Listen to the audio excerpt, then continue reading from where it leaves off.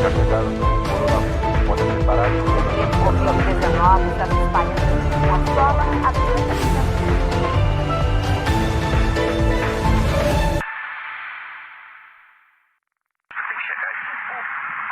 Você vai ajudar agora na obra de Deus. Se você quiser ajudar, amém. Se não quiser ajudar, Deus vai andar outra pessoa para ajudar, amém. Entendeu como é que é? Se quiser, bem, se não quiser, que se dane. Ou dá ou desce. Entendeu como é que é? Agora, é isso aí. Onde está abrindo o É, porque aí o povo vê coragem em você. O povo tem que ter confiança. O povo tem que ter confiança. Se você mostrar aquele xoxo, né? Aquela maneira xoxa, o povo não vai confiar em você. Conseguiram vencer a crise, a epidemia. Só tem um jeito de se vencer essas fases difíceis, é semeando, e semeando na obra de Deus. Essa semente é interessante, você planta essa semente, está escrito, é semente setu uma benção o nome. E vai ser lindo, porque eu vou fazer o propósito de R$1.000 por cada um deles. Cada um de nós, né? O propósito que eu vou fazer é de R$1.000 para cada um. A prosperidade está no seu bolso. Quando você prova a Deus, você tem coragem de tirar daquilo que você tem e entrega no reino, você recebe. Nesta noite eu vou lhe dar uma chance de ser abençoado. Eu gostaria que nesse momento o Senhor mexesse no coração deles para todos entregarem uma semente. E que esta semente seja poderosa. Seus filhos que acreditarem na oração deste profeta neste momento e tiverem coragem de pegar dinheiro, cheque, cartão de crédito, os que tiverem coragem de pegar suas joias, Você vai oferecer um aluguel seu. Um aluguel. Você paga aluguel? Pega esse aluguel de abril a dezembro, divide ele, um aluguel. Por exemplo, eu pago R$500 de aluguel. Eu vou oferecer uma semente de um aluguel para que o Senhor possa abrir a porta para eu ter a minha casa própria. Vai ser a sua semente. Ofertas, entregaria o seu dízimo, mas não estou. E nem pode, que está proibido aí, tá, não é proibido, está orientado a não sair de casa. Mas fizeram uma lei. Aí, em 2002, tiraram a lei fora, na calada da noite, ninguém sabia disso, e esperaram e começaram a multar as igrejas. Coisa séria, e nós tivemos um embate grande. Só para você entender, no ano 2010, 2011, nós estávamos multados em R$192 milhões. Está conosco aqui um irmão em Cristo, que esse é irmão. E quando eu fui agradecer, por favor, não me agradeça, porque eu estou aqui que sou servo de Jesus. Eu falo do deputado Eduardo Cunha, que é o presidente da Câmara Federal, pôs em votação, aprovou, fui para o Senado, o senador Renan nos ajudou, colocou em votação, a presidente assinou e nós estamos livres daquela cobrança esdrúxula, demoníaca, safada em nome de Jesus.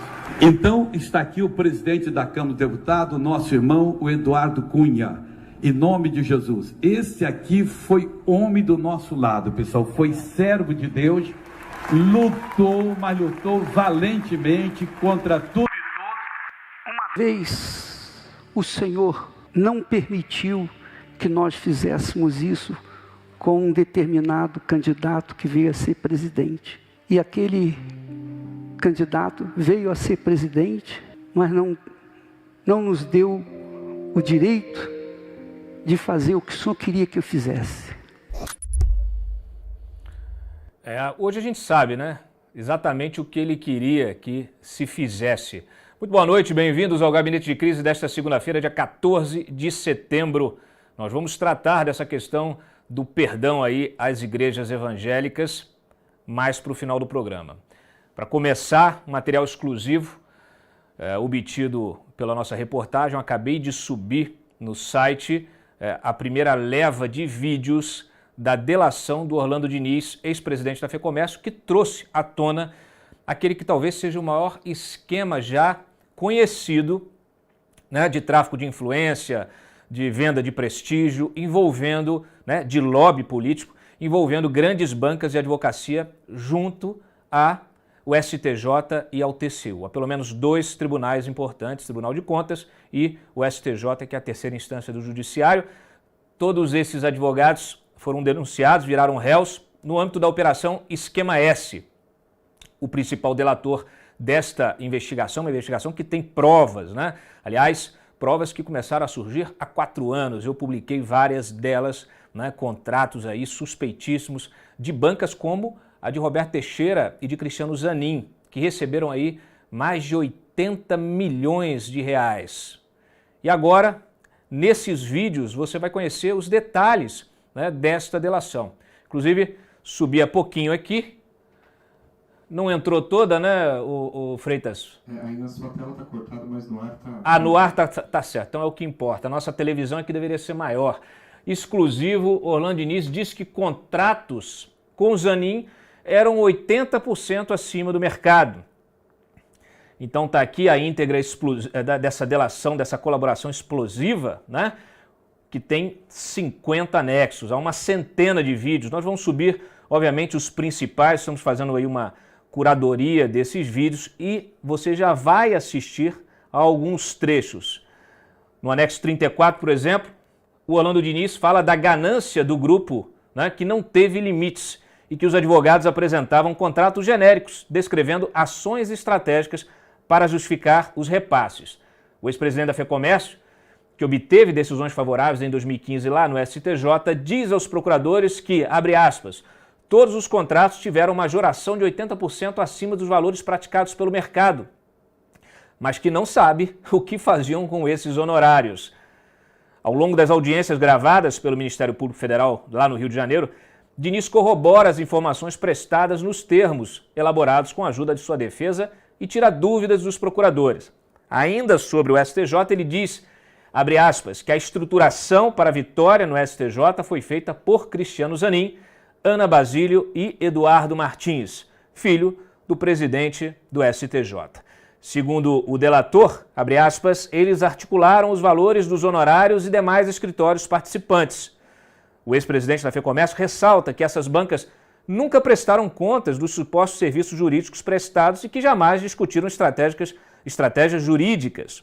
Diniz ressalta que Zanin teve, abre aspas, reação gritante a partir das primeiras reportagens sobre os contratos suspeitos dos advogados com a FEComércio. A preocupação foi aumentando progressivamente com a divulgação de matérias na imprensa. O colaborador afirma ainda que o grupo é muito bem estruturado. Eu comentei com vocês na semana passada, quando eu publiquei, em 2016, há 4 anos, uma reportagem mostrando, né, as planilhas de pagamento, mostrando inclusive nota fiscal, que a gente sabe hoje que é documentos forjados, né, pela banca do Cristiano Zanin. Me ameaçaram, me intimidaram, ameaçaram de processar. Nunca processaram, porque eu ia questioná-los na justiça, obviamente cobrando que prestassem, né, que mostrassem a prestação de contas. Como a própria investigação do Ministério Público da Operação Esquema S, lá da Lava Jato no Rio de Janeiro, mostrou na semana passada, até a prestação de contas foi forjada. E o Orlando Diniz ressalta isso nos seus vídeos. Temos aí alguns vídeos, podemos soltar? Vamos lá. Que, com relação aos contratos com os escritórios relacionados à vitória no STJ, toda a iniciativa foi comandada por Cristiano Zanin, Ana Basílio e Eduardo Martins. Que o contato feito com Eduardo Martins em São Paulo, intermediado com a presença de Cristiano Zanin, foi o passo inicial para a vitória no STJ. Que o colaborador acredita que os contratos assinados para isso possam ter, em sua maioria, sido assinados com datas retroativas. Que o acesso ao controle de passagens aéreas pode precisar isso melhor. Que fato é que toda a estruturação para a vitória no STJ foi feita por Cristiano Zanin, Ana Basílio e Eduardo Martins. Que eles ainda articularam valores de honorários e os demais escritórios participantes. Que o colaborador reafirma o papel de Cristiano Zanin e, em parte, de Rafael Valim na criação do termo de cooperação e rateio de despesa, que possibilitou a forma de pagamento dos honorários relativos à vitória no STJ, em novembro de 2015. Que o termo de cooperação e rateio foi concebido como um instrumento de gestão, mas como Cristiano Zanin acompanhou sua elaboração, visualizou nele uma brecha para viabilizar pagamentos dos escritórios. que a atenção de Cristiano Zanin, quando começou a pressão por meio da imprensa divulgando os honorários pagos, foi gritante. Que a matéria da revista Época, datada de junho de 2016, foi uma das matérias que inauguraram essa pressão. Que a preocupação do grupo foi aumentando progressivamente com a divulgação de outras matérias. Que Ana Basílio sumiu após a vitória no STJ. Que os honorários advocatícios de toda essa briga com Carlos Gaba, até os pagamentos relativos à vitória no STJ, além dos já mencionados repasses ao colaborador relatados no anexo próprio, foram para Roberto Teixeira, Cristiano Zanin, Ana Basílio, Eduardo Martins e Adriano Anselmo. Que o colaborador acredita que esse grupo é muito bem estruturado e que aqueles que não... Desculpa, doutora, pode repetir essa última frase, por favor? Que os honorários advocatícios de toda essa briga com Carlos Gaba, até os pagamentos relativos à vitória no STJ, além dos já mencionados repasses ao colaborador, relatados em anexo próprio, foram para Roberto Teixeira, Cristiano Zanin, Ana Basílio, Eduardo Martins e Adriano Anselmo. Sim, aqui, essa frase me parece que ficou meio solta, né? Sim, eu aproveitei ela do seu anexo.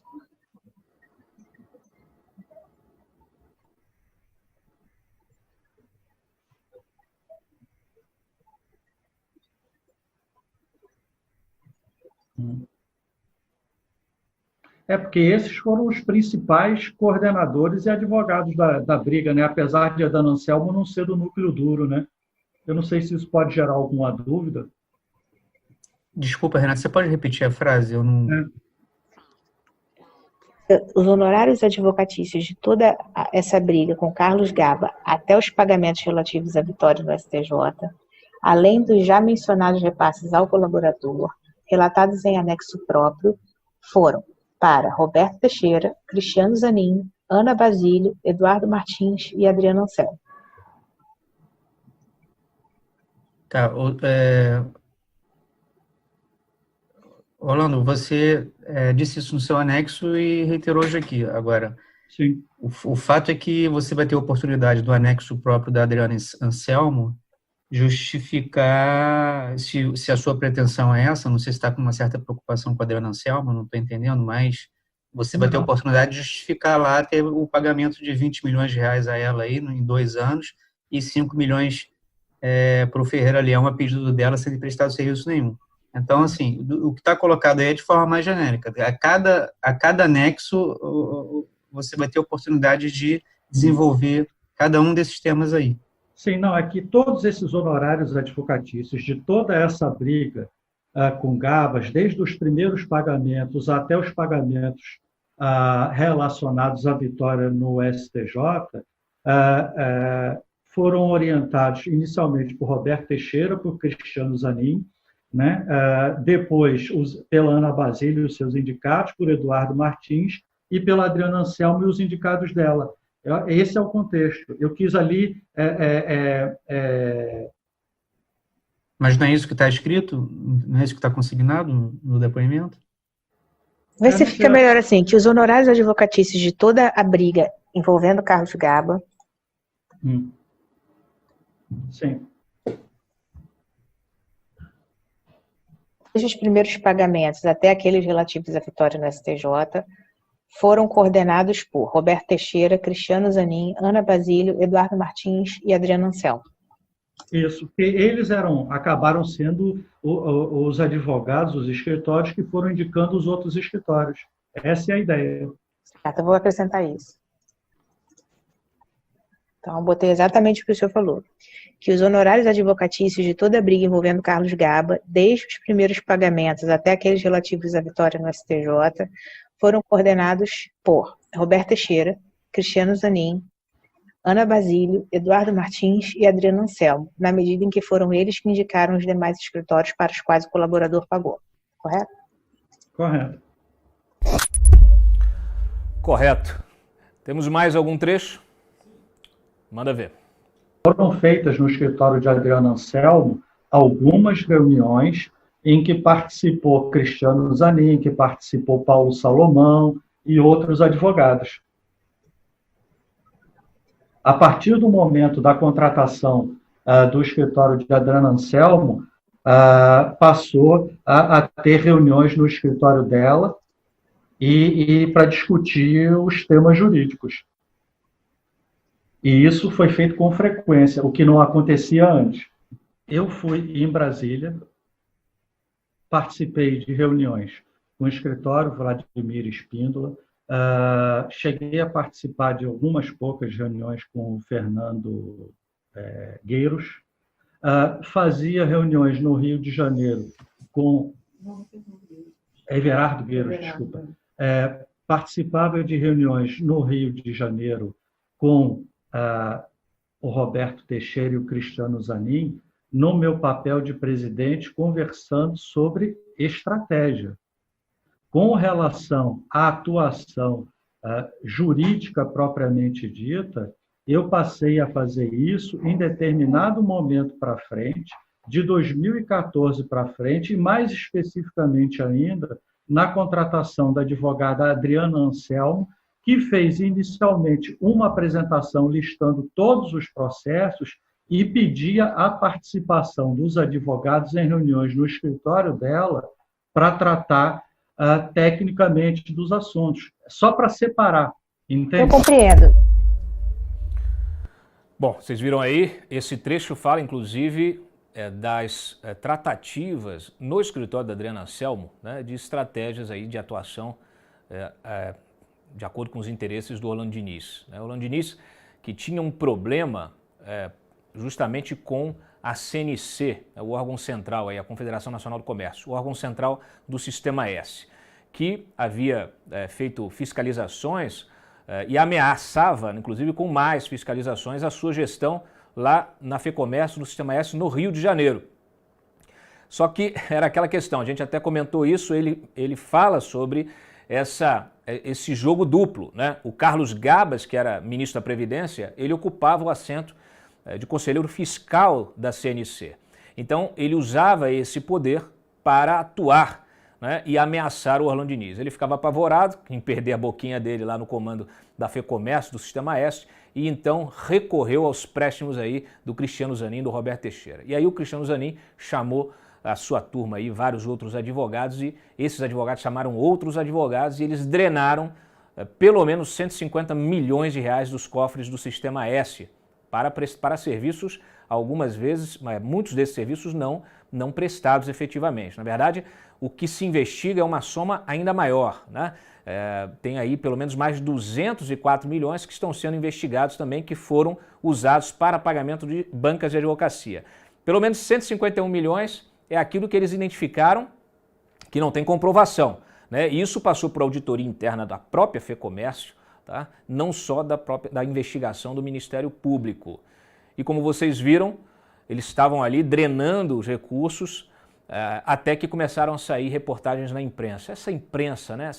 Essa imprensa maldita que prejudica, né? Que está sempre cutucando a gente, nós, os poderosos, essa imprensa que não deixa a gente fazer os nossos esquemas em paz. Então a imprensa começou a publicar e, pelo que disse o próprio Orlando Diniz, o Zanin ficou estressado. Por quê? Né? Quem não deve, não teme. Se são serviços prestados sem problema nenhum, com comprovação, não haveria motivos para o estresse, para a reação gritante, como nomeia o próprio Orlando Diniz. Temos mais vídeo aí. Solta, Freitas, por favor. Na verdade, eu sempre tive, como relatado, essa pressão política em cima de mim. Mas uma coisa era a pressão política de fora para dentro e eu no controle da situação. A partir do momento dessa contratação, o que acabou acontecendo é que eu fiquei dentro da pressão política, fui perdendo o controle da situação. O orador entende que o mesmo grupo figurava nas duas pontas da relação com ele. Isso. Que nem mesmo a vitória no STJ foi capaz de mudar esse cenário e manter o relacionamento do colaborador com o grupo. Que o colaborador entendeu que Marcelo Caso tinha experiência e maturidade para encerrar todos esses contratos que ainda estivessem ativos. Que o colaborador acredita que, na vitória do STJ em 2015, todos os contratos tiveram a majoração de pelo menos 80% acima dos valores praticados pelo mercado. Tá. Os recursos inicialmente da FEComércio, que não é fiscalizada por órgãos públicos. Que a ganância do grupo não teve limite. E, mais uma vez, o escritório Teixeira Martins Advogados encontrou uma forma de drenar recursos do Sistema S. Que, desde 2014, até a prisão do colaborador, os pagamentos de honorários advocatícios foram um mecanismo para drenar valores do SESC e do SENAC. Que, depois que os valores foram drenados em sua maior parte, os escritórios sumiram. Que o colaborador, então, dominado pelo mesmo grupo político, tentou escapar, mas não conseguiu. Que os advogados, em vários contratos, apresentaram contratos genéricos com objeto de escritas em estratégias e em petições quando necessário. Essa parte eu não entendi. Os advogados, em várias ocasiões, apresentavam contratos genéricos com o objeto de escrevendo ações em estratégia e em petições quando necessárias. Não se preocupavam muito com a forma ou com a aparência, né? Bom, não é difícil saber o que efetivamente foi prestado de serviço jurídico e aquilo que foi lobby puro e simples, né? Lobby político. O que muitas das bancas de advogados que atuam aqui em Brasília fazem é lobby político usando as suas redes, né, de influência junto a políticos, a autoridades no próprio judiciário. E isso precisa ser exposto, tá? Para que até que o lobby seja regulamentado, o lobby legal seja regulamentado, porque o que acontece é uma atuação nas sombras, né, daqueles que têm influência, muitas vezes ex-autoridades do próprio governo, né, ou advogados ligados a autoridades, como é o caso do próprio Zanin e do Teixeira, né, que são advogados do ex-presidente Lula, o ex-presidiário. Na reportagem da semana passada da Cruzoé, quando mencionam o Sérgio Renault trabalhou no Ministério da Justiça, trabalhou na Presidência da República e depois vira um advogado que faz lobby para a Odebrecht, né? Assim como o Adriano Maia, que é o advogado da Odebrecht e que faz essa ponte com o Sérgio Renault, que, segundo Marcelo Odebrecht, fazia então esse contato com o Dias Toffoli. No caso que a PGR arquivou, haveria pelo menos de se enviar para a primeira instância uma investigação, um pedido de investigação sobre, então, os advogados. O próprio Sérgio Renault, que saiu do governo e que fazia, então, esse trabalho de lobby, né? Se não querem investigar o Dias Toffoli, então, que investiguem os intermediários. Mas nem isso o PGR fez, né? O Augusto Aras. Voltamos para o nosso foco de hoje, né? Então, temos aí esta investigação da FEComércio, que em breve será torpedeada, né?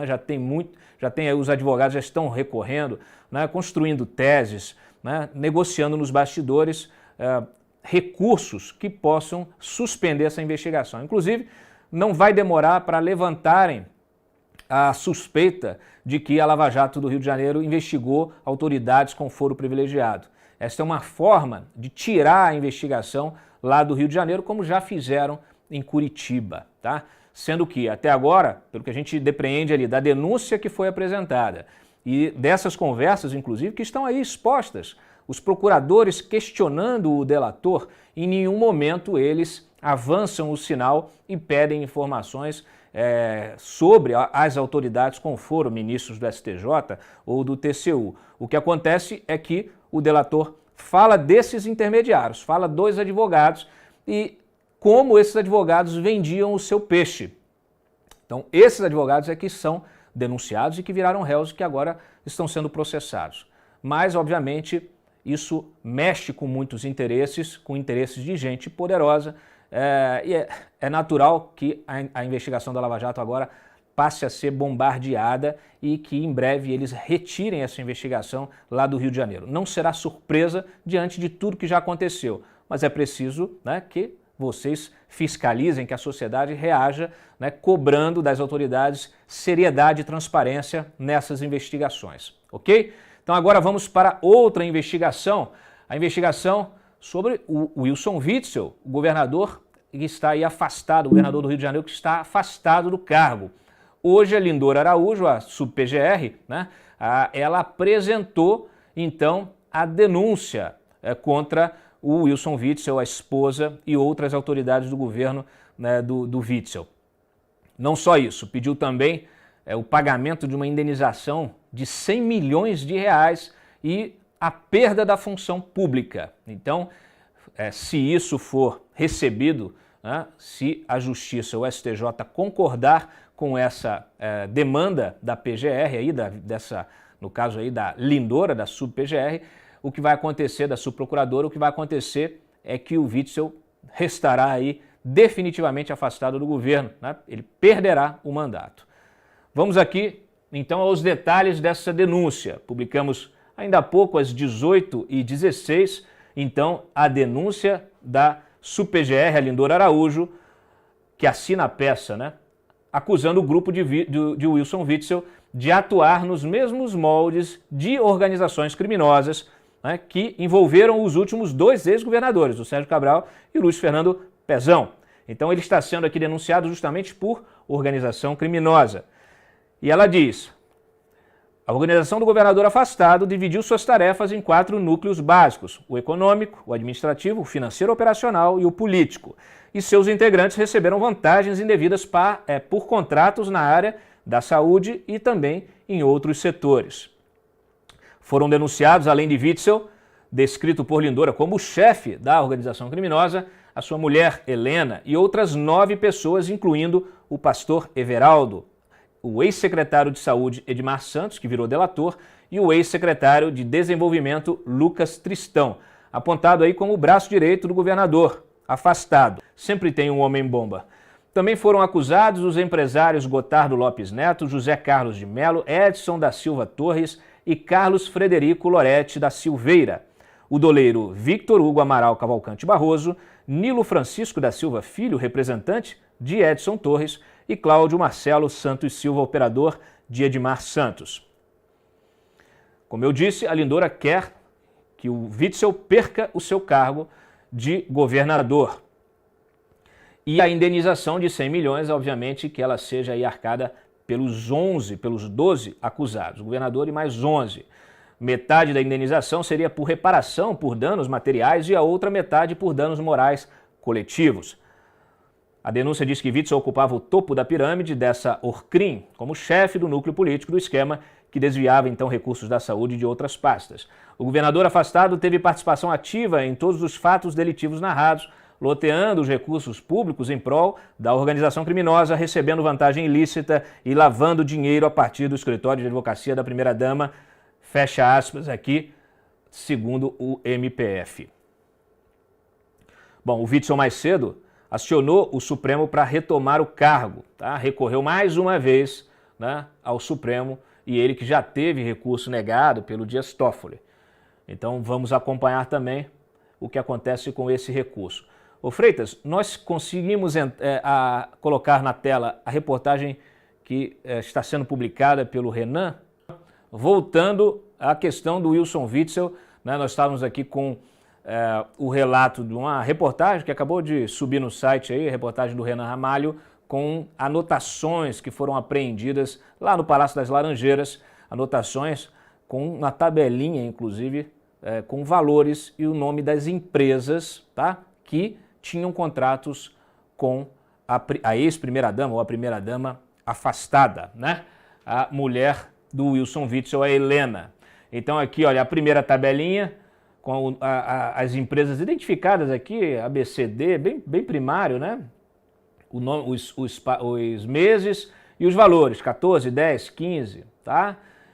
E aí, justamente a explicação. A Polícia Federal apreendeu esse caderno da Helena Witzel e que, segundo o Ministério Público, reforça a acusação de que o próprio Wilson Witzel acompanhava diretamente esses pagamentos de propina ao casal. Lembrando, né, que já na primeira operação, a primeira operação foi deflagrada, já na peça do Ministério Público constava um e-mail do próprio Wilson Witzel com um anexo, o contrato da Helena, né? Então, o contrato da Helena com uma empresa, né, que é fornecedora do próprio governo. Então, realmente uma situação, no mínimo, inusitada.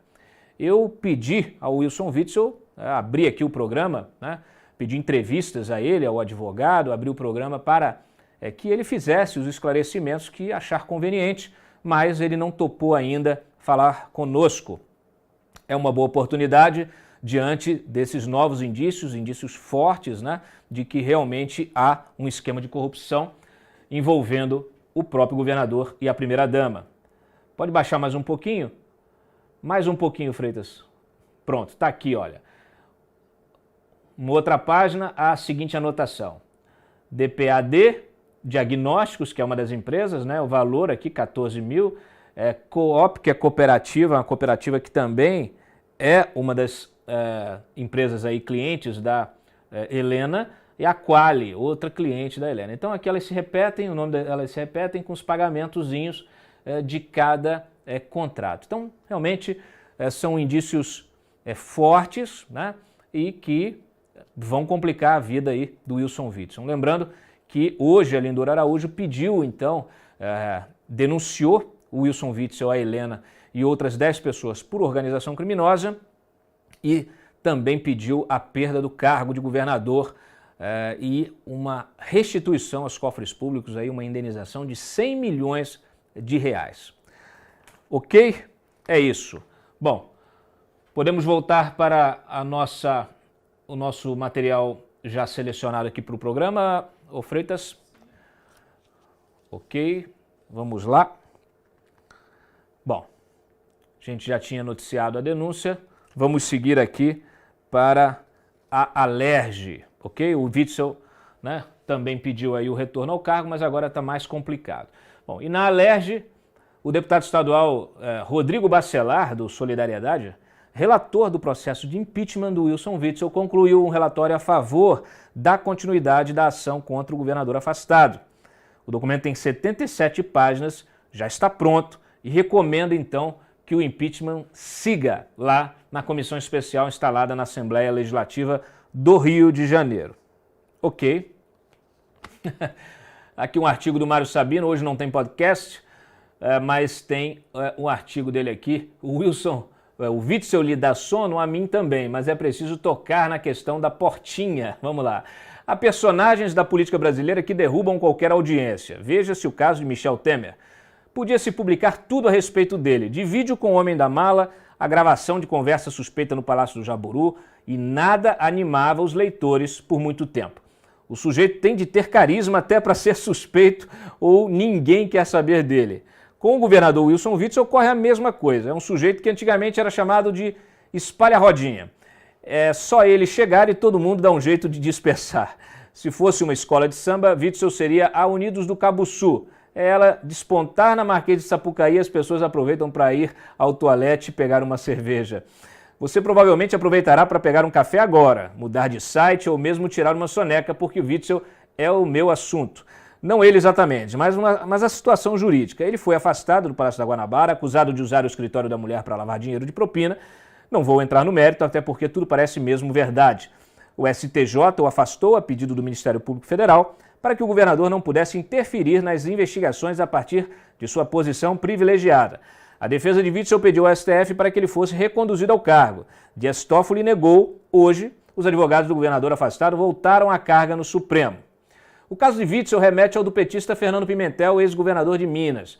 Ele foi mantido no cargo pelo Supremo em 2017, apesar de ter se tornado réu no âmbito da Operação Acrônimo, naquele cardápio fixo da corrupção política. Na ocasião, o Supremo decidiu que não era necessária a autorização da Assembleia Legislativa para processá-lo e que medidas cautelares poderiam ser determinadas pelo STJ, a instância responsável por julgar governadores. Ao contrário de Pimentel, o governador fluminense, que ainda não é réu, foi afastado pelo STJ. Por quê? Você responderá que cada caso é um caso. Eu retruquei que não é assim, que a coisa deveria funcionar. Longe de mim fazer a defesa de corruptos, estou falando de segurança jurídica e democracia. A jurisprudência de ocasião que vem regendo as decisões dos tribunais superiores acaba se estendendo a todas as instâncias, algo muito deletério.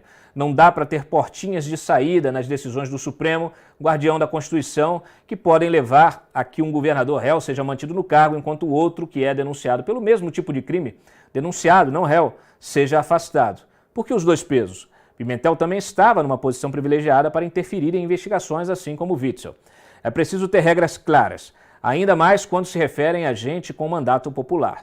Mandato não confere imunidade, mas tem de ser tratado com respeito. O respeito não é com a figura da vez, mas com a democracia. Para que não se dê aso a simpatias e antipatias pessoais ou partidárias, é necessário estabelecer em quais casos um governador pode ou não ser afastado por um tribunal. E eles deveriam ser muito poucos. Esta é que é a verdade. Eu, como jornalista, que não quer bancar o causídico, só vejo dois: se virar réu em processo de corrupção ou crime violento. chega de portinhas jurídicas, a de Witzel e de Witzel. Até eu estou com sono. Muito bem, ok, Mário Sabino. Fica então aí o artigo, o pessoal sente falta sempre do podcast, mas vamos em frente. Bom, a Lava Jato apresentou a nova denúncia aí contra o Lula. A força-tarefa da Lava Jato, ela foi adiante na investigação sobre aquela propina da Odebrecht de 4 milhões, né, propina disfarçada, né, de doação de terreno para a instalação de uma nova sede do Instituto Lula. Bom, eu publiquei tantas matérias sobre isso que eu vou poupar vocês dos detalhes, mas a denúncia ela é bem sintética e bem poderosa, tá? Vamos lá.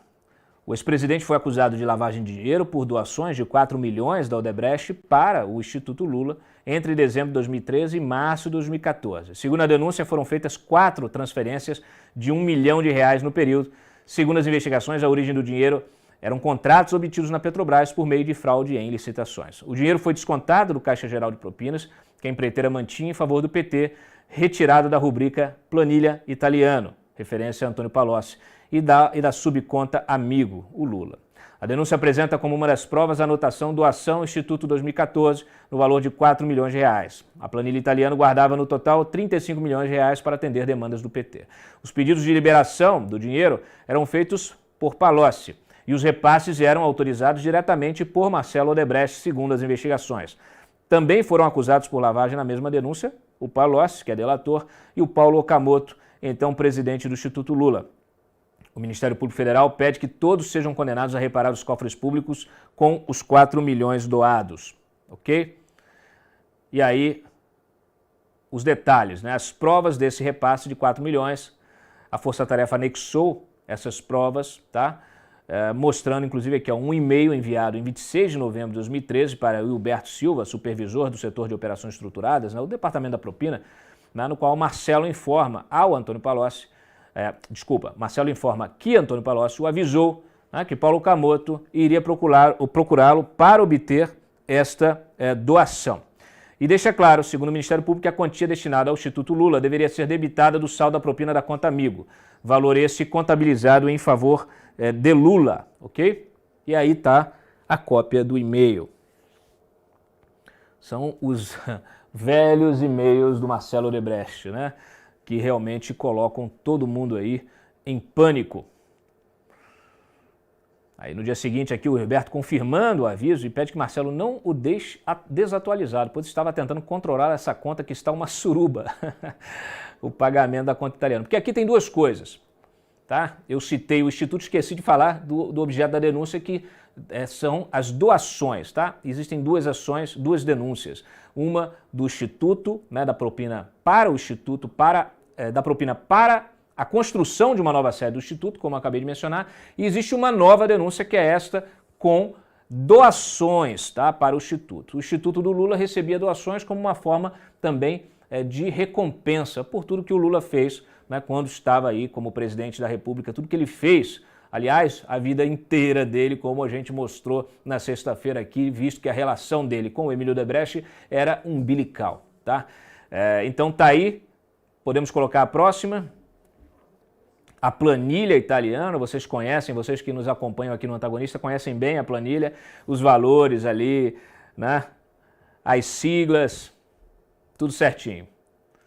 E a doação lá do Instituto, 4 milhões de reais, tá? Ó, a doação foi concretizada por meio de 4 transferências de 1 milhão, a primeira em 16 de dezembro de 2013, a segunda em janeiro de 2014, a terceira em março e a quarta em março também, tá? E aqui o recibo, olha que legal, é um recibo realmente daquele bloquinho de, né? Qualquer gráfica faz um bloquinho de notas desse. Então, você imaginar, né? Um instituto de um ex-presidente da República emitindo esse tipo de recibo para justificar uma doação de 1 milhão de reais. Ali, 1 milhão, são 4 milhões, são 4 recibozinhos desse aí, realmente é do nível da propina no Brasil. Aqui cabe tudo, vocês viram ali, né? Um caderninho com uns rabiscos, né? A, B, C, D, F, A, B, C, D, E, F, e aqui um recibo que parece ter sido impresso ali, comprado na gráfica da esquina, né? Imagina o carimbo, tem um carimbo embaixo. Volta lá o carimbo. Ó, tem um carimbo, ó. Carimbo, Instituto Lula. Aqui, ó. Ó, o carimbo do Instituto Lula. Até eu mando fazer um carimbo aqui, ó. Antagonista. Pum, mas não nesse. Isso aí, obviamente, que não é o nosso caso. Olha aqui. Põe a próxima. Olha que legal. Mais uma vez, né? Mais uma vez, o Marcelo mencionando o amigo do meu pai. Aqui, o amigo do meu pai não é o amigo do meu pai, é o amigo. Em 2011 ele escreveu, quando mencionar o amigo de BJ, tá? Que o acerto do evento foi com o italiano, amigo de meu pai, e não com o PT, é importante não mencionar nada sobre minha conta corrente com o italiano, pois só ele e amigo de meu pai sabem. Hoje em dia isso aqui já é, né, de conhecimento público, de domínio público. As investigações já apontaram que o italiano Antônio Palocci é amigo do meu pai, o Lula, tá? É o amigo, por isso a planilha, a subconta amigo. Bom, aí só um registro ainda nessa área policial, né? A PF procura os responsáveis por incêndios no Pantanal. A gente está atrás de detalhes dessa informação, desta investigação, perdão. A Polícia Federal deflagrou a Operação Matar em busca desses responsáveis pelas queimadas, né, nas áreas de preservação do Pantanal no Mato Grosso do Sul e cumpriu 10 mandados de busca e apreensão após ordens judiciais expedidas pela primeira vara de Corumbá. Os investigados poderão responder pelos crimes de dano à floresta, de preservação permanente, dano direto e indireto a unidades de conservação, incêndio e poluição. Então, assim que tivermos detalhes dessa investigação, obviamente que é um tema que está comovendo, né, mobilizando muita gente, comovendo toda a sociedade. É realmente uma tragédia, a destruição que está sendo causada, né, do bioma lá do Pantanal, né, os animais morrendo, né, ficando aleijados por causa desse fogo que se alastra de uma maneira realmente aí, imparável, né? Então aí você percebe, você se dá conta quando acontece esse tipo de tragédia, como aconteceu, né? Brumadinho, aquela história lá do óleo na costa do Brasil. Quando a gente se depara com a incompetência, né? A incompetência dos nossos gestores, administradores, nossos políticos, as nossas lideranças. E aqui não estou falando de A, B ou C, aqui vai do nível estadual ao nível federal, aqui vai de uma falta de planejamento que já vem de longa data, mas que simplesmente também não é resolvida, né, pelo atual ministro. Aliás, o atual ministro andou dizendo por aí, né, que isso aqui, que esse fogo, ele era fruto de ideologia, da guerra ideológica. Né, ele que é um grande estimulador dessa guerra ideológica. A única coisa que a gente pode dizer do fogo é que ele é vermelho. Né? Então, para o Ricardo Salles, o fogo é comunista. Temos um vídeo do CD, né, uma videoreportagem falando do Salles, né? Eu acho que ele merece essa homenagem do nosso gabinete. Solta o vídeo, Freitas, por favor. O Pantanal e a Amazônia estão em chamas. Enquanto isso, o Ministério do Meio Ambiente está trabalhando a pleno vapor na produção e distribuição de vídeos. O desmatamento e as queimadas vêm aumentando. Em junho deste ano, o INPE publicou esta tabela. Os números mostram um aumento de 34% no desmatamento da Amazônia no período entre agosto de 2018 e julho de 2019, em relação ao mesmo período do ano anterior. Foram mais de 10 mil quilômetros quadrados de remoção completa da cobertura florestal. Depois de uma redução iniciada em 2005, o desmatamento voltou a crescer e registrou o índice mais alto desde 2009. Neste ano, o número de queimadas na floresta também avançou. De 1º de janeiro a 13 de setembro deste ano, o INPE registrou mais de 62 mil focos com risco de fogo na Amazônia, um crescimento de quase 10% em relação ao mesmo período do ano anterior. No Pantanal, a situação é muito pior. O número de focos saltou de cerca de 4.700 para 14.700, ou seja, mais do que triplicou. O governo quer mostrar serviço. Neste domingo, dia 13, o Ministério do Meio Ambiente publicou este vídeo, mostrando ações de combate às chamas no Pantanal. Mas, se fica bem na fita, os números mostram outra coisa. Reportagem de O Globo mostrou que, até o dia 30 de julho, o IBAMA havia gasto menos de 20% do previsto para prevenção e controle de incêndios florestais. Foram investidos, até aquela data, menos de 7 milhões de reais, de um orçamento de mais de 35 milhões. Ambientalistas alertaram à reportagem que a maioria dos investimentos contra queimadas em florestas deve ser realizado antes da estação seca nos biomas, ou seja, entre abril e junho. Prevenir é mais eficiente do que apagar. No portal da Transparência, você mesmo pode conferir a execução orçamentária do Ministério, chefiado por Ricardo Salles. Foram gastos até esta segunda-feira, segundo o portal, pouco mais de 1,3 bilhão de reais. Nós estamos em setembro, ou seja, a gente já está no último quadrimestre do ano, mas o Ministério do Meio Ambiente executou menos da metade do seu orçamento. Um dos programas, o Fundo Nacional do Meio Ambiente, apresenta a execução zero. O objetivo do fundo é patrocinar iniciativas de conservação e de uso sustentável dos recursos naturais. Na semana passada, o ministro Ricardo Salles e o vice-presidente Hamilton Mourão, que preside o Conselho da Amazônia, publicaram este vídeo, não com dados oficiais do governo, mas assinado pela Associação dos Criadores do Pará. Salles intitulou o vídeo de "Amazônia não está queimando", mas ele mostra um mico-leão dourado, um bicho exclusivo da Mata Atlântica. Hoje, esses micos se concentram em reservas no Rio de Janeiro. A Acre Pará não retornou ao contato de O Antagonista. Por falar em mico, o vídeo foi removido do Twitter do ministro e do vice-presidente por uso não autorizado de imagens protegidas por direito autoral. Isso não quer dizer que o ministro não trabalhe. Na semana passada, revogou de uma só vez 29 portarias. O conteúdo de todas elas não está publicamente disponível, por isso o impacto do revogaço ainda não está claro. Enquanto isso, a boiada e os vídeos seguem passando. No boteco do Bahia costumo tomar um pingão. Tem gente achando ruim, tem gente achando bom. Eu vi aqueles bois ali, puxando o Salles, né?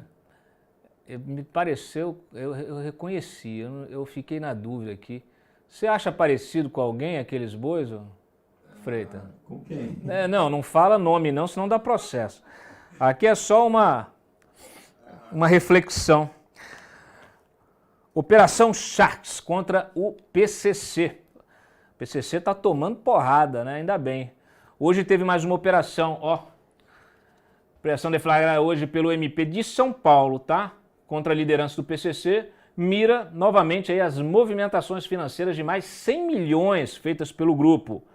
O jeito é realmente estrangular o financiamento. Aliás, isso é uma norma, né, internacional. Você, quando vai combater terrorismo também, foca no financiamento.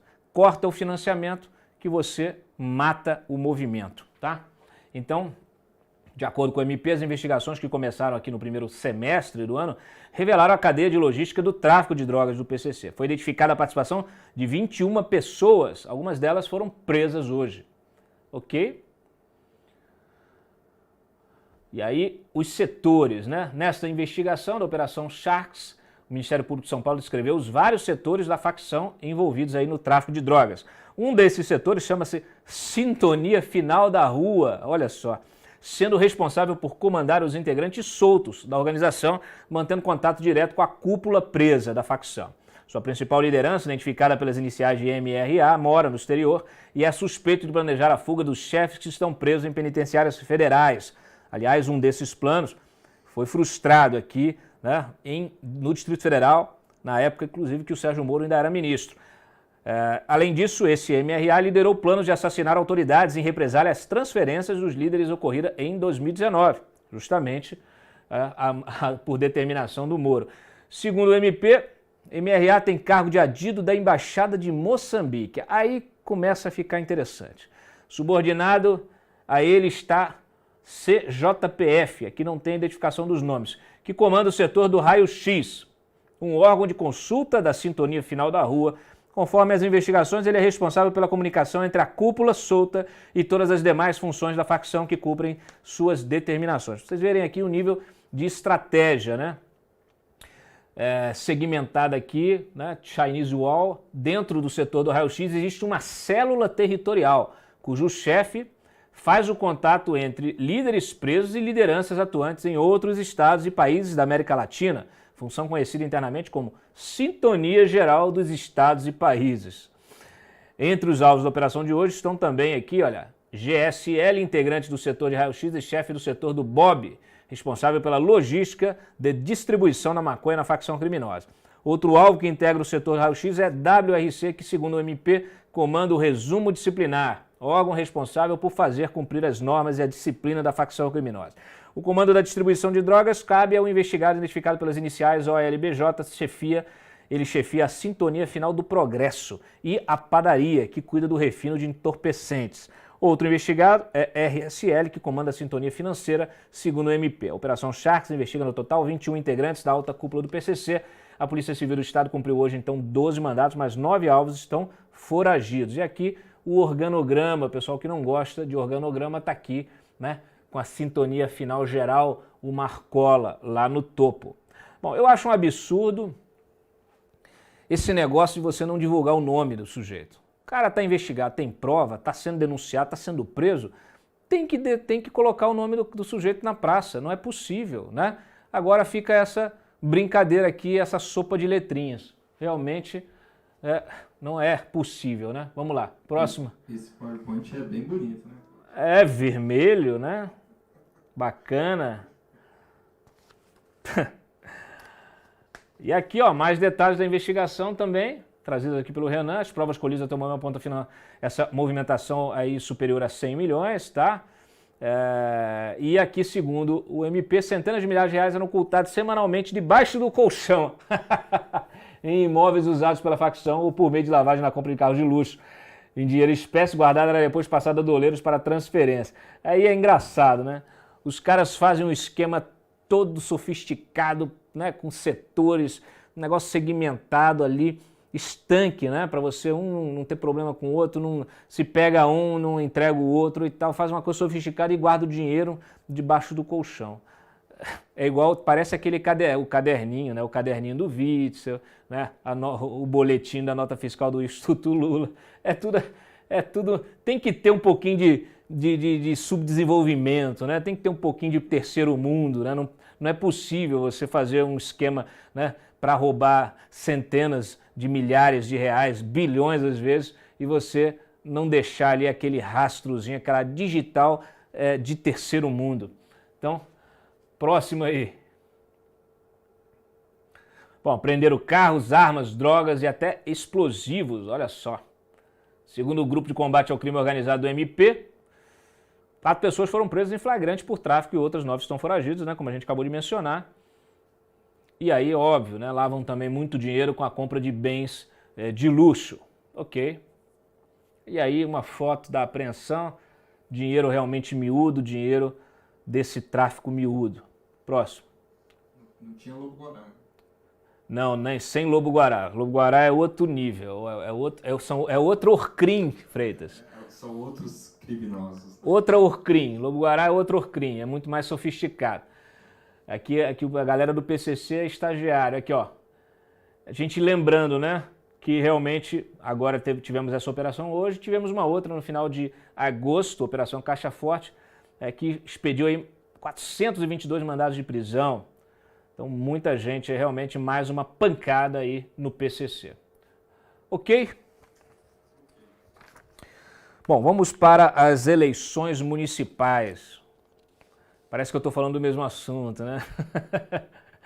Agora a gente vai para o outro tipo de, né? Outro tipo de Orcrim. A gente sabe como é que é esse negócio, mas por enquanto vamos para a informação oficial. Nós estamos fazendo uma cobertura no site, Diogo Amorim está dedicado a fazer aí esses cenários das principais capitais, né? E com todas as nuances, né? Os principais candidatos, o que sai de pesquisa, as bandeiras. Então a gente está sempre aqui selecionando, né, uma parte do nosso programa para esse bloco de eleições 2020. E aí tem uma notícia bastante interessante aqui, que é justamente, olha, as estranhas alianças do PSL, né? O PSL que foi o partido que elegeu o Bolsonaro, com o PT e PCdoB. Ué, e pode, As eleições municipais, quando partidos de campos ideológicos aparentemente antagônicos resolvem dar as mãos, são o retrato mais fiel da política brasileira. É o exemplo da candidatura do Dr. Renato, MDB, à prefeitura do município mineiro de Timóteo. Ele conseguiu juntar na mesma chapa o PSL, partido que se diz conservador, e o comunista PCdoB, né, na mesma coligação. Situação igualmente esdrúxula ocorre em Francisco Morato, no interior de São Paulo, onde a prefeita Renata Ceni, republicanos, vai tentar a reeleição tendo como aliados juntinhos o PT e o PSL. Tá bom para vocês? Tem mais? Olha aqui, ó. Tivemos convenções partidárias no fim de semana. Na mesma convenção em que o ex-prefeito do interior do Piauí admitiu que roubou, né? Vocês viram aquele vídeo que circulou aí, bombou nas redes sociais na semana passada, né? E que arrancou gargalhadas, né, do Ciro Nogueira. Ele, naquela mesma convenção, ele foi anunciado aqui como o filho 05 do Jair Bolsonaro. Olha só, eu sabia que aquele olhar do Ciro Gomes com o Bolsonaro, aquela coisa, aquele amor ali, tinha algo mais, né? Então vocês veem aí, a gente vai atrás, né, desse termo de adoção, o termo de adoção. O Ciro Nogueira, né, não é novinho não, viu? Tá aí como o 05, o filho do 05, a deputada Iracema Portela, que é investigada por rachadinha, tá? Ela se refere ao Ciro como meu eterno amor. Estão separados, mas continua meu eterno amor. O nosso senador Ciro Nogueira agora, não sei se vocês todos sabem, mas ele é considerado o número 5. Vocês estão sabendo disso? É o filho do Bolsonaro, número 5. Em seguida ela diz aqui, ó, mais do que ninguém, né, o senador, mais do que ninguém tem condições de trazer recursos para o Piauí. E a gente tem percebido efetivamente, tá bom? É Ciro Nogueira, viu, galera? Não é Ciro Gomes, não. Próximo. Daqui a pouco ele descobre também que o Ciro Gomes também é filho bastardo, né? Nessa política cabe tudo. Ó, eleições aqui, ó. PDT e PSB fazendo dobradinha em 8 capitais, ok? São Paulo, Rio, Porto Alegre, Rio Branco, Fortaleza, Recife, Goiânia e Maceió. O presidente do PSB, o Carlos Siqueira, disse que a União representa um projeto nacional em desenvolvimento do país. PSB e PDT fecharam chapas em capitais importantes, né, e outras dezenas de cidades. É a união de democratas e trabalhistas para um projeto nacional de desenvolvimento do país. Acreditem se quiserem, tá? Quem quiser. Bom, deputado do PSL se lançou candidato aqui em Campo Grande e rachou o partido. Por que será? Novidade, né? O PSL é o partido mais rachado desse país. É o partido da rachadinha? Não, não pode ser.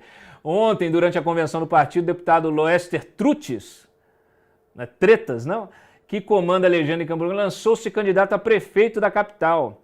Truta, após, segundo ele, uma eleição interna secreta. Olha só como é que são as convenções. Eu falei para vocês, convenção nesse país tinha que ter outro nome. Né? A gente fala convenção para parecer uma coisa chique, né? Desenvolvida, né? Como se fosse nos Estados Unidos, as convenções partidárias. Aqui é isso, aqui é tipo assembleia de condomínio. Tá os caras aí se reunindo secretamente e decidindo. É assim que é decidido ali no chopp, na mesa do bar, no uísque, no charuto, né? Depende do nível, né, em que ocorre a decisão.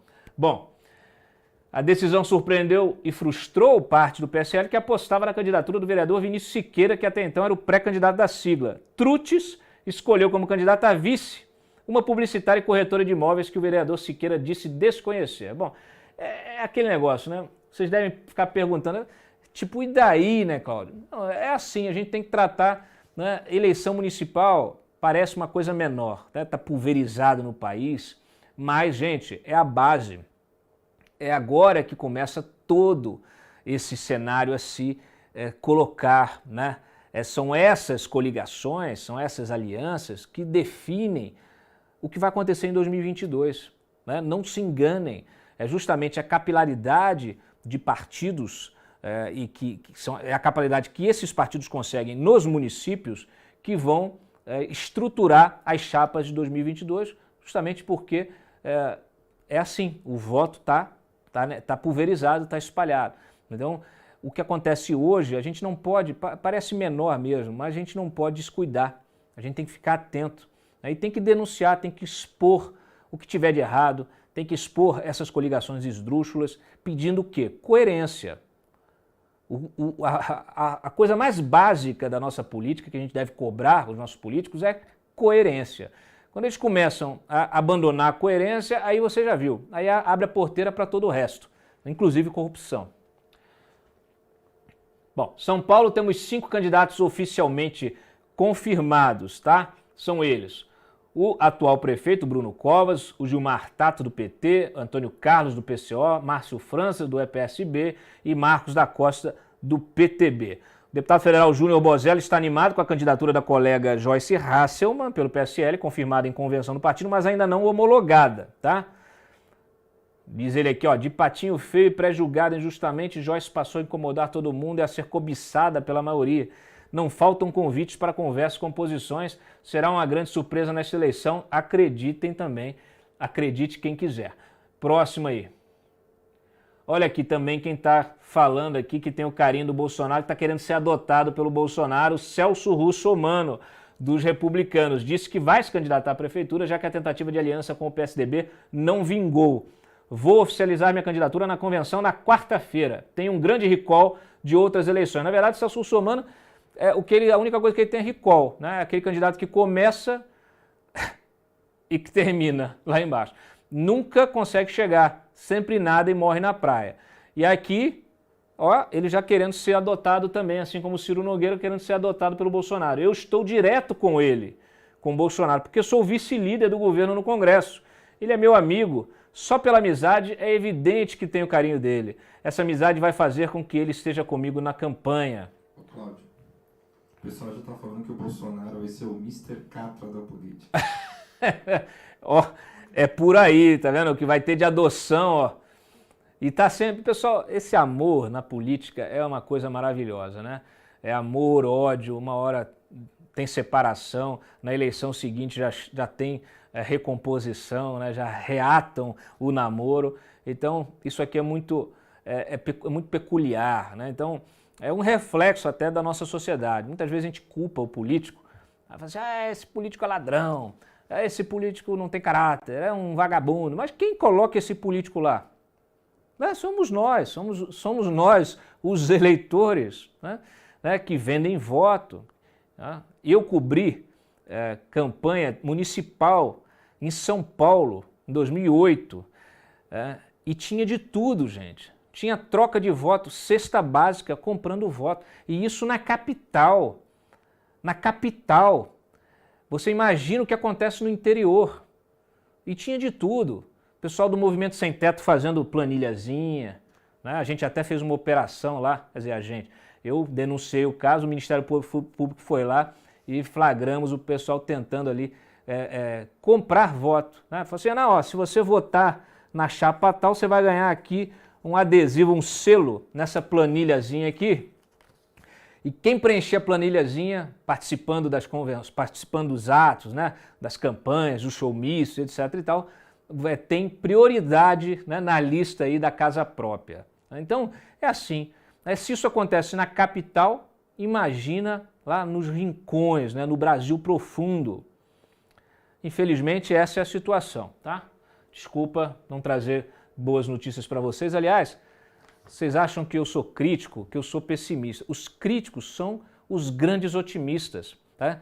Porque estão sempre ali realmente empenhados, né, em promover, ou pelo menos em tentar promover alguma mudança. E só quem acredita na mudança, só o otimista acredita na mudança. O pessimista já larga de mão, né, e vai para a montanha, corre para a montanha, né, corre para Guarulhos. Enfim, vamos lá. Bom, no Rio, o MDB fechou a chapa pura, o que não quer dizer nada, tá? Chapa pura aqui, você pensa assim, pô, pureza, cristalina, não, é MDB puro, não tem nada de puro, tá? Ó, Paulo Messina, ex-secretário da Casa Civil do Marcelo Crivella, né? Com a psicóloga Sheila Barbosa também como vice, os dois do MDB, tá bom? Matemático Messina se elegeu vereador em 2016 pelo PROS, chegou a migrar para o PRTB do Mourão, lá do Bigodinho. antes de se filiar ao MDB. Hoje ocupa a presidência do Diretório Municipal do partido. Então, de puro aqui, realmente, só a sigla, né? Realmente aqui é uma situação maravilhosa para o Rio de Janeiro. O Rio de Janeiro está bem na fita. Cloroquina para prefeito. No interior de São Paulo, a principal bandeira dos candidatos bolsonaristas é a cloroquina. O Estadão mostrou aqui uma reportagem, em particular, os aspirantes à prefeitura de Jundiaí e Sorocaba.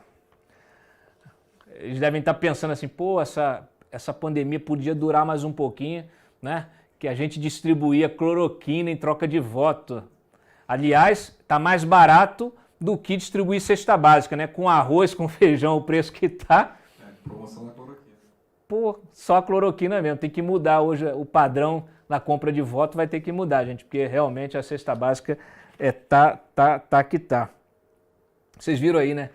Os nossos pastores vendendo feijão, semente.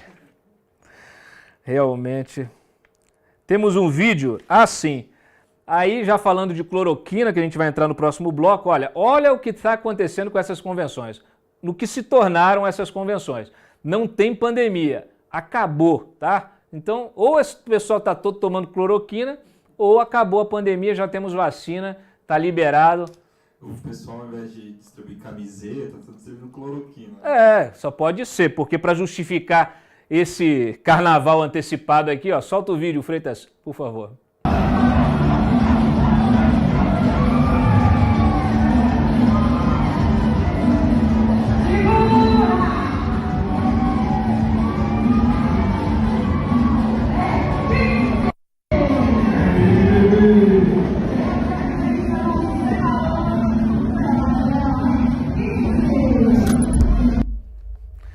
Vocês viram aí, né? Não é mole não. Bom, vamos para a Covid então.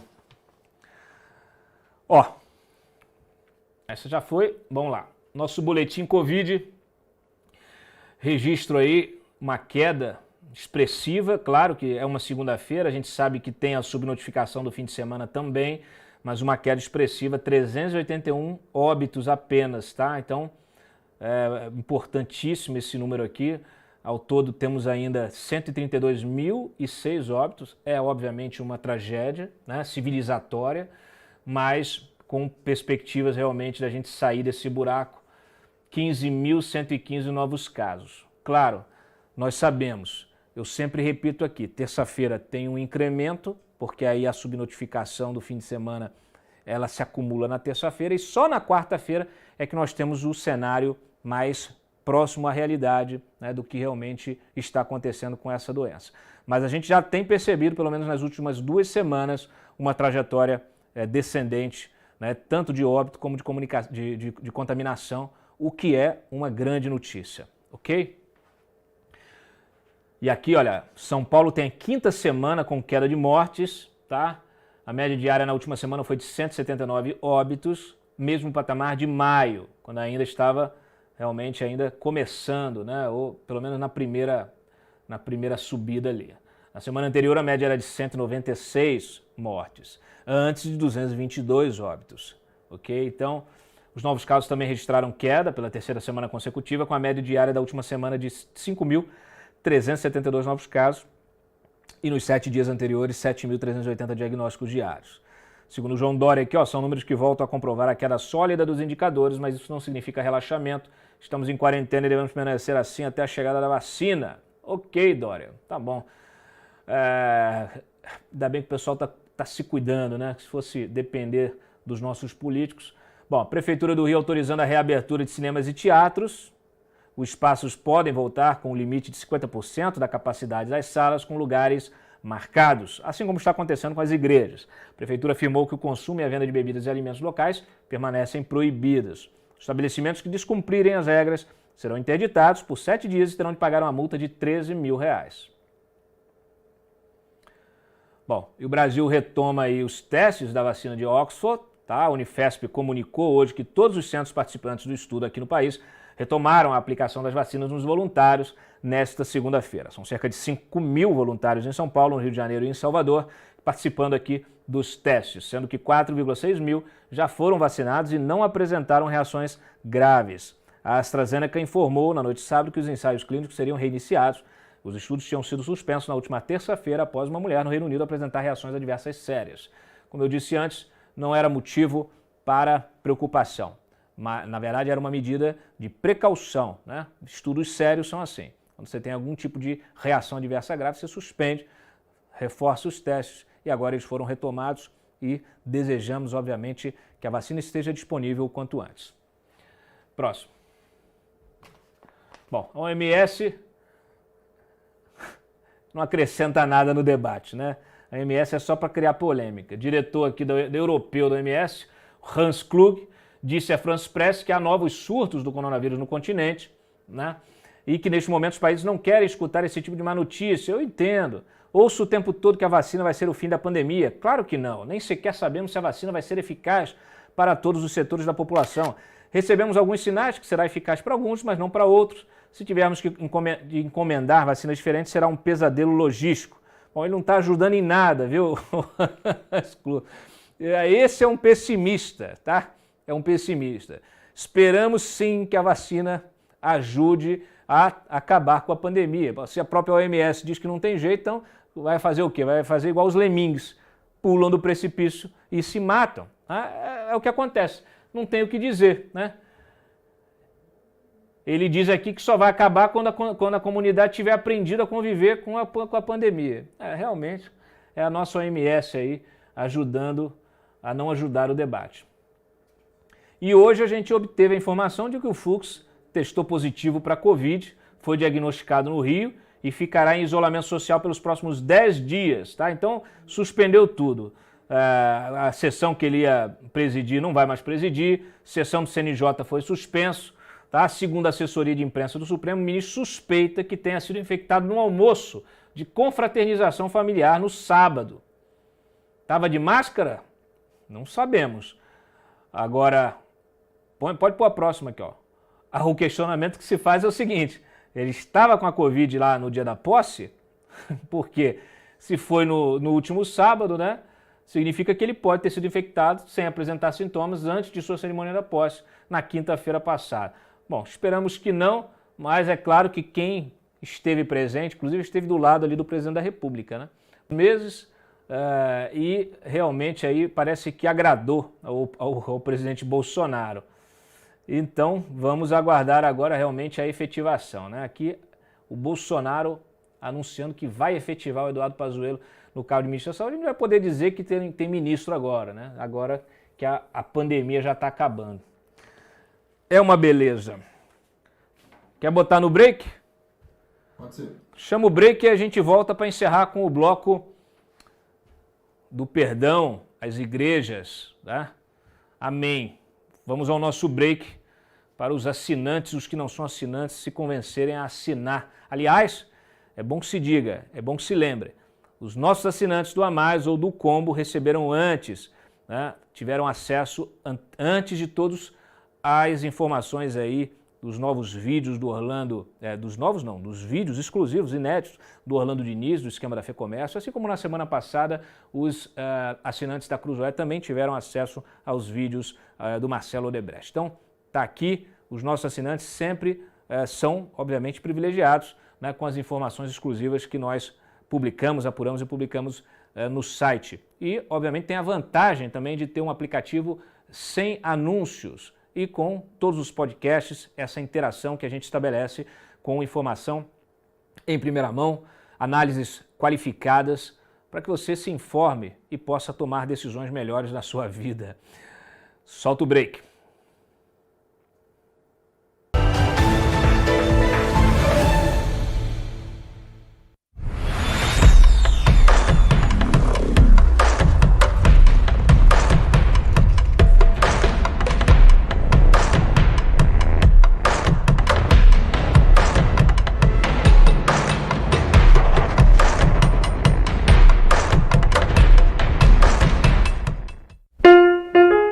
Este é o Antagonista Mais, a melhor versão do site mais influente de política do Brasil. Nele você tem acesso privilegiado aos nossos jornalistas e às análises dos podcasts exclusivos de Diogo Mainardi, Mário Sabino, Cláudio Dantas e de toda a nossa redação. Além disso, o assinante tem prioridade de acesso aos furos e notícias em primeira mão, em uma plataforma exclusiva, mais ágil, intuitiva e sem exibição de anúncios. Em O Antagonista Mais, você pode ouvir todas as notícias em áudio e se informar enquanto dirige, cozinha, se exercita ou faz qualquer outra atividade. 21h, publicado por CD Silva em 12 de agosto de 2020 às 10h53. Outra vantagem de ser assinante é ter os seus comentários destacados em O Antagonista, além de também poder ler todas as notícias em modo offline.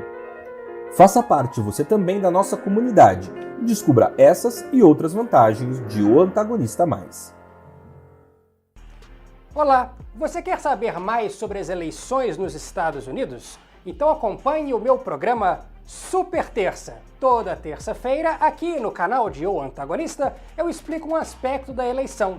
Por que nos Estados Unidos só existem 2 partidos grandes? Qual a importância das convenções? E quais são as diferenças principais entre os partidos que disputam a presidência? Toda terça-feira no Super Terça, aqui em O Antagonista. Vejo você!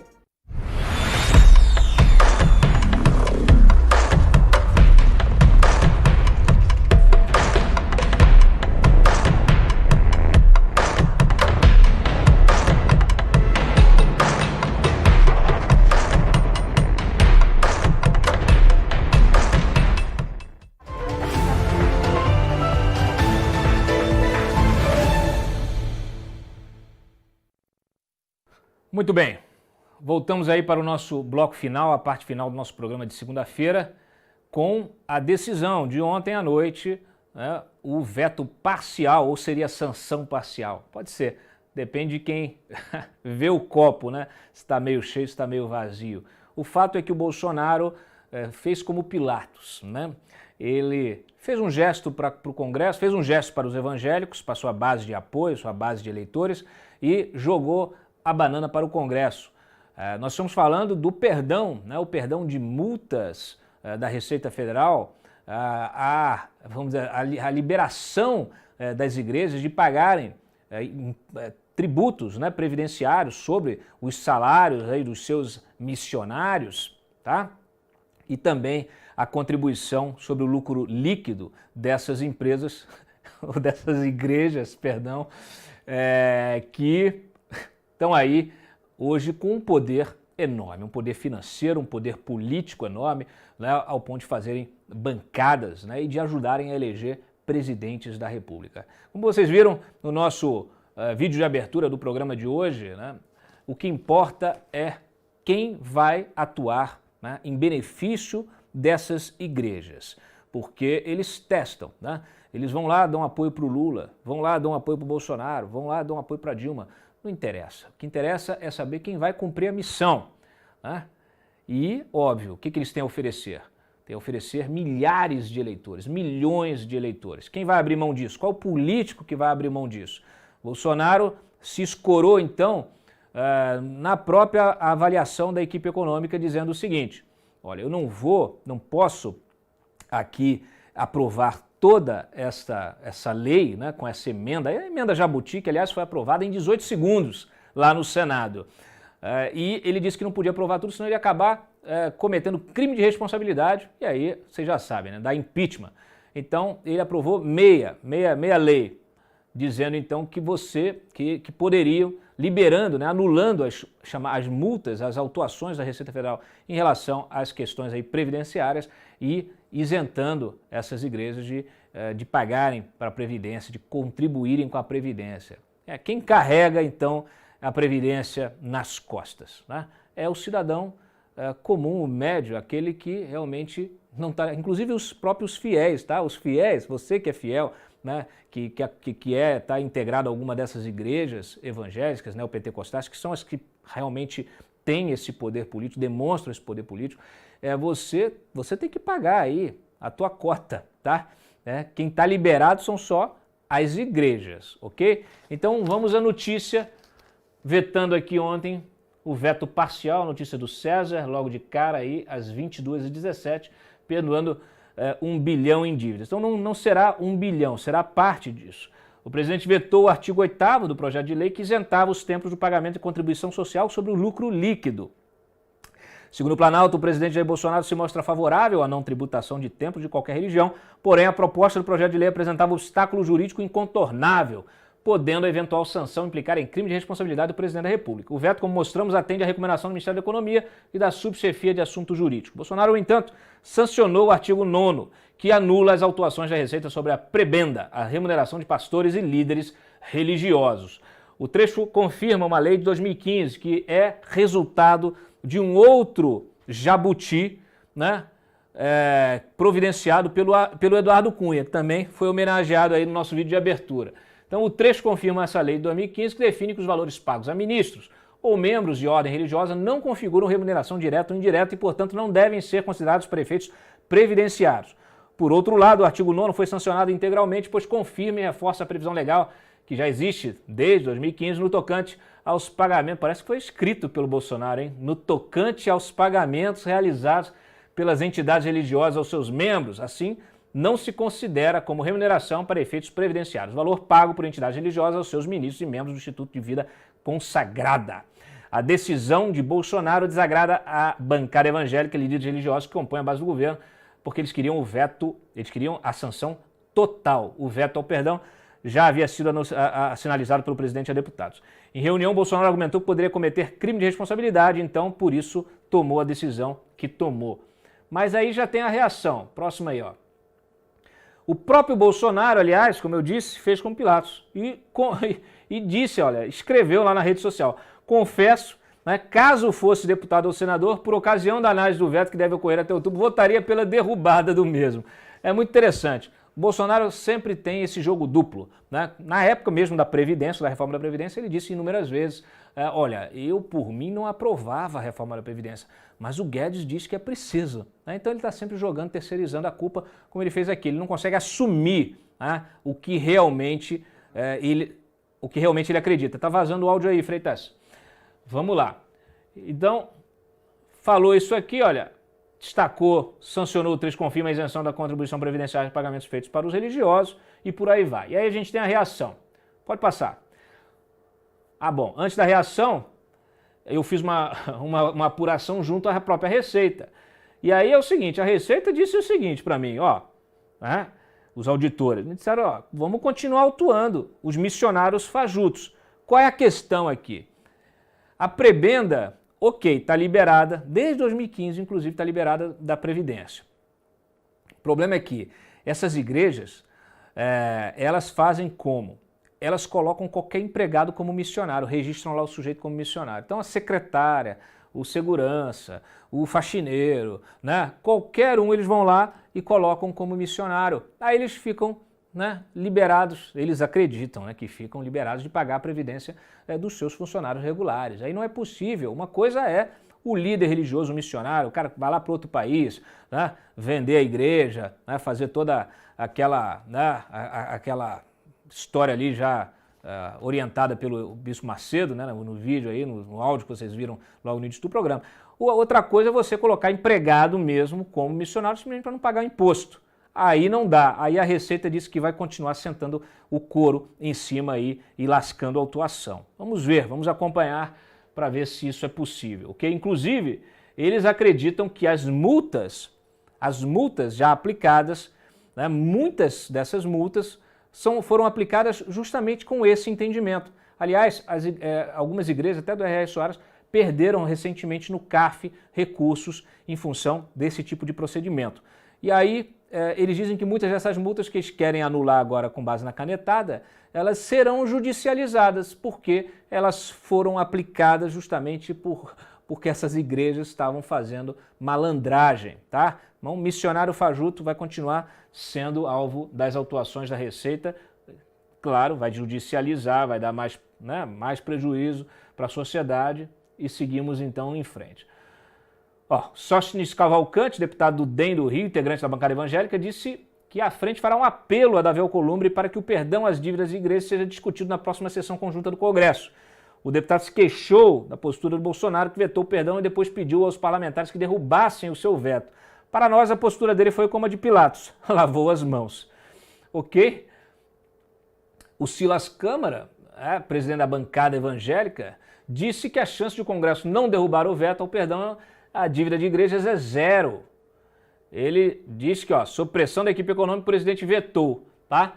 Nas redes, Bolsonaro alegou que era necessário para que ele evitasse o impeachment. Então, em um projeto de lei aprovado por 345 deputados federais, aprovado por unanimidade do Senado, a chance de a gente não derrubar o veto é zero. Bom, tá muito convencido, hein, ô Silas Câmara? Vamos ver. Eu sei que é poderosa a bancada, mas não dá para ser esse tipo de legislativo. Né? O legislador tem que colocar as questões à luz do dia, ao debate público. Não é possível um jabuti inconstitucional, porque jabutis são inconstitucionais, tá? E você colocar emenda tratando de um assunto que não tem nada a ver com aquela medida provisória que está sendo convertida em lei, é o que aconteceu aqui. Então, na base, esta emenda é inconstitucional. Vai virar lei, mas tem absoluta aí garantia de que ela pode ser contestada judicialmente. Quem discorda pode recorrer ao Supremo para anular esse negócio aí, porque não dá. Tem direito, tem legitimidade, a bancada tem legitimidade para colocar o que quiser em votação, mas que desde que seja uma votação clara, transparente, com as cartas em cima da mesa. Coloca um projeto de lei e ele seja submetido. Ou tem medo? Porque aí é isso, né? Bate no peito para dizer que tem o apoio, mas aprovaram na base da pegadinha do malandro, né? Na base do jabuti, na base da malandragem. Então se confia no apoio mesmo, né, da bancada e dos demais deputados que não fazem parte da bancada evangélica, que coloque ao debate público, que coloque realmente sob a luz da sociedade. Bom, amanhã a bancada evangélica vai se reunir justamente para debater a estratégia em relação a esse veto.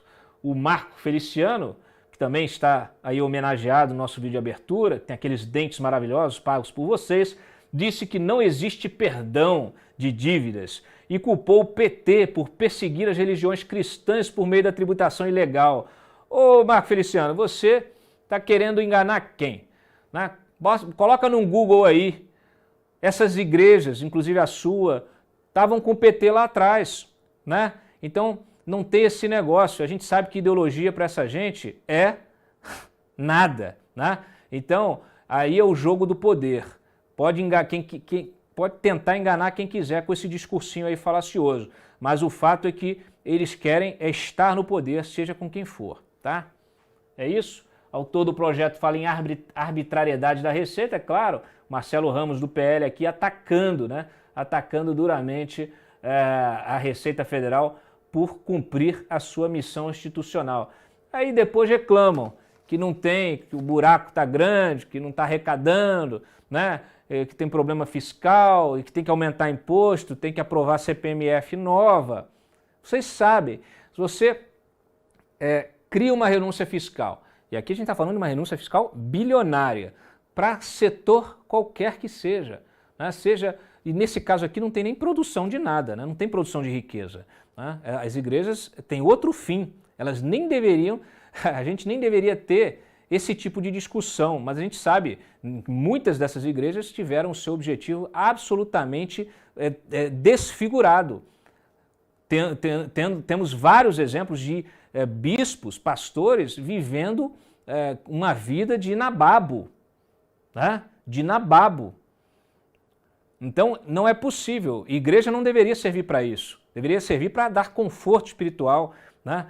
Entendimento para os seus fiéis e não se tornar numa máquina de dinheiro, né, com movimentações bilionárias. Aliás, saiu aí, né, no fim de semana, o Jornal Nacional até publicou, acho que foi no sábado, que lá naquela investigação do Marcelo Crivella parece que tem um relatório do COAF que mostra uma movimentação de 6 bilhões de reais da Igreja Universal em apenas um ano. Então, do que estamos falando? São de helicópteros levando malas de dinheiro dos fiéis? Né? Agora, também o que fazer, né, se tem gente que compra o feijão de R$1.000, né, o feijão mágico? Então, é aquela velha história, né? A ignorância é que retroalimenta, né, essa nossa realidade. Ok? Tem mais alguma coisa? Tem. Vamos lá, vamos adiante. Marco Feliciano culpando o PT, a gente já registrou. O Mourão também comentou olha, isso aí é uma discussão política, né? Então, prefiro deixar que os políticos aí que estão discutindo esse assunto cheguem a uma conclusão sobre qual é a melhor solução. Não é, né? É e não deveria ser, né, Mourão? Infelizmente, mas tudo bem. Você também não pode ser cobrado por tudo, né? O pessoal fica aqui te cobrando que você vira comentarista, né? Oficial aí do governo. Bom, Jair Bolsonaro criou uma nova modalidade de veto, o veto com fé. Aqui a opinião do Josias de Souza. Barrou o perdão das dívidas tributárias, como queria o ministro da Economia, mas expressou sua fé na disposição do Congresso de remover a montanha. Os idiotas, crentes e ateus, pessoas físicas e empresas, pagam em dia os seus tributos. Os espertos levam o fisco no beiço, quando autuados cavam a anistia no Legislativo. Adivinhem quem são os idiotas, né? É isso aí, meus amigos. Muito obrigado mais uma vez aí pela audiência. Tivemos um problema na transmissão. Chequei aqui com o Rodrigo Freitas. Não foi a internet. Foi um problema do YouTube mesmo, né? Não sei se é um problema localizado aqui no nosso canal, né? Se é uma coisa generalizada, mas o fato é que tivemos a transmissão interrompida uma vez, caiu uma segunda vez num tempo menor, conseguimos manter aqui o link da transmissão e eu agradeço que vocês tenham permanecido até agora aqui acompanhando o nosso jornalismo independente. Eu volto na quarta-feira no Gabinete de Crise e amanhã no Momento Antagonista, que é o nosso Papo Reto. Fiquem com Deus mesmo, de verdade. Um abraço, tchau.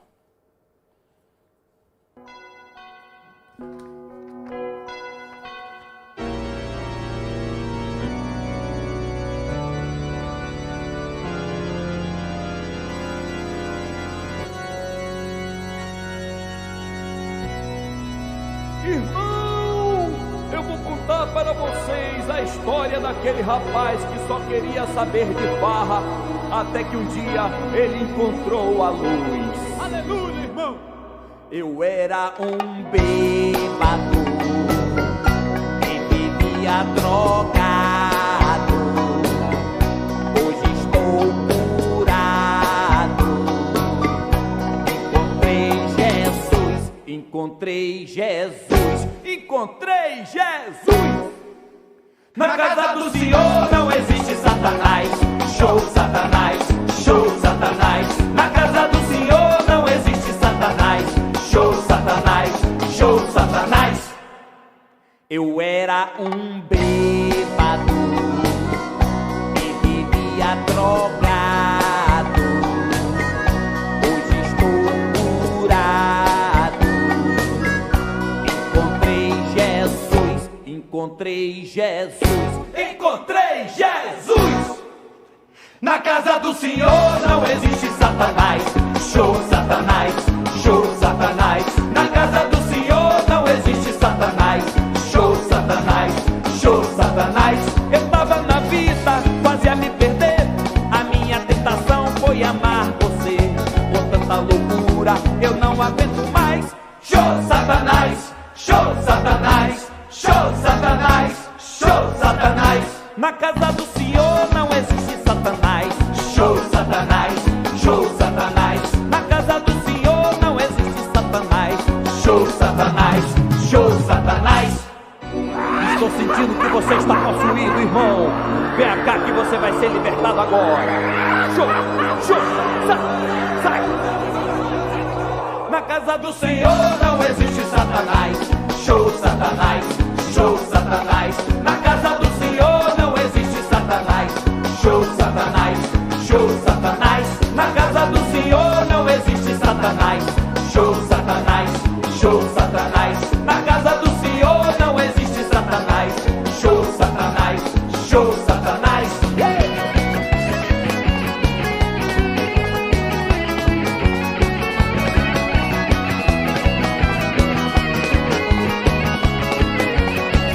Na casa do Senhor não existe Satanás.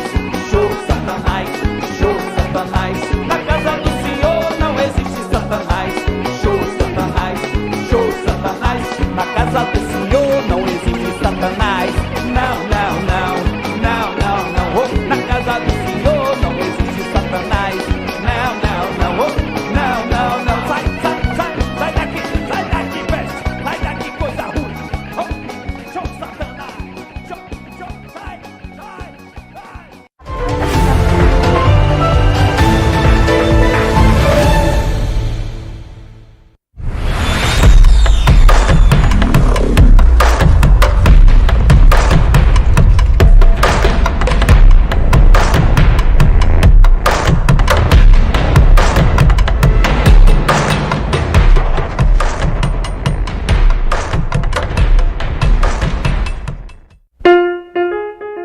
Este é o Antagonista Mais, a melhor versão do site mais influente de política do Brasil. Nele você tem acesso privilegiado aos nossos jornalistas e às análises dos podcasts exclusivos de Diogo Mainardi, Mário Sabino, Cláudio Dantas e de toda a nossa redação. Além disso, o assinante tem prioridade de acesso aos furos e notícias em primeira mão, em uma plataforma exclusiva, mais ágil, intuitiva e sem exibição de anúncios. Em O Antagonista Mais, você pode ouvir todas as notícias em áudio e se informar enquanto dirige, cozinha, se exercita ou faz qualquer outra atividade. 21h, publicado por CD Silva em 12 de agosto de 2020 às 10h53.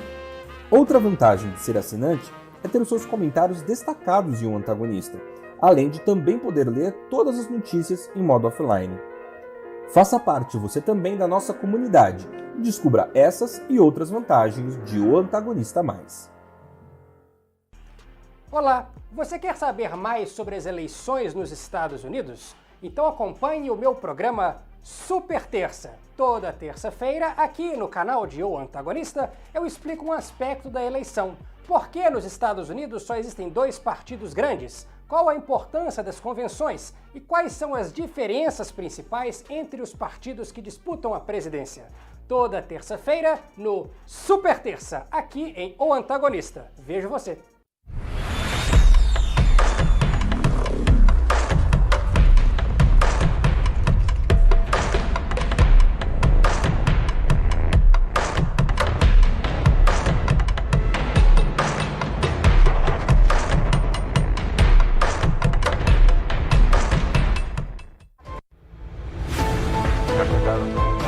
O Covid-19 está se espalhando de uma forma apenas